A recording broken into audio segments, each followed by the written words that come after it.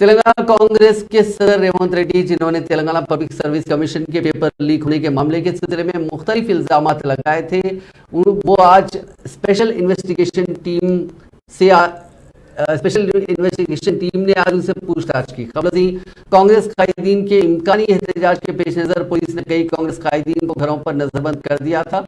आज इसी दौरान रेवंत रेड्डी एसआईटी के रूबरू पेश हुए और उन्होंने कहा कि इस पूरे मामले की आला सतही जांच होनी चाहिए। पुलिस ने जब रेवंत रेड्डी एसआईटी के ऑफिस पहुंचे तो सख्त सिक्योरिटी इंतजाम किए गए थे और पुलिस ने सिर्फ रेवंत रेड्डी की गाड़ी को एसआईटी ऑफिस जाने की इजाजत दी। పూర్తిగా ఈ కుట్రకోణం అనేది తేలిపోతుంది। వ్యక్తుల గురించి కూడా చెప్పిండు। బండి సంజయ్కి ఎట్లా పాత్ర ఉంది, బీజేపీకి ఎట్లా పాత్ర ఉంది, ప్రవీణ్ కుమార్కి ఎట్లా పాత్ర ఉంది, రాజశేఖర్ రెడ్డికి ఎట్లా పాత్ర ఉంది, ఏ రకంగా నిర్ణయం జరిగిందో పూర్తి వివరాలు కేటీఆర్ దగ్గర ఉన్నాయి।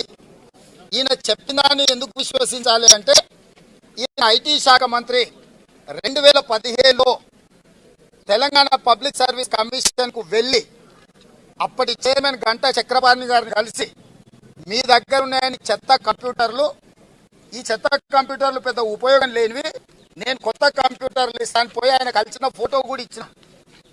ఆయన పోయి తెలంగాణ పబ్లిక్ సర్వీస్ కమిషన్ కలిసి ఇప్పుడు ఈ గోల్మాల్ జరిగిన దానికి వాడిన కంప్యూటరు కేటీఆర్ గారే స్వయంగా అక్కడికి వెళ్ళి ఆ సంస్థకు అందించిండు।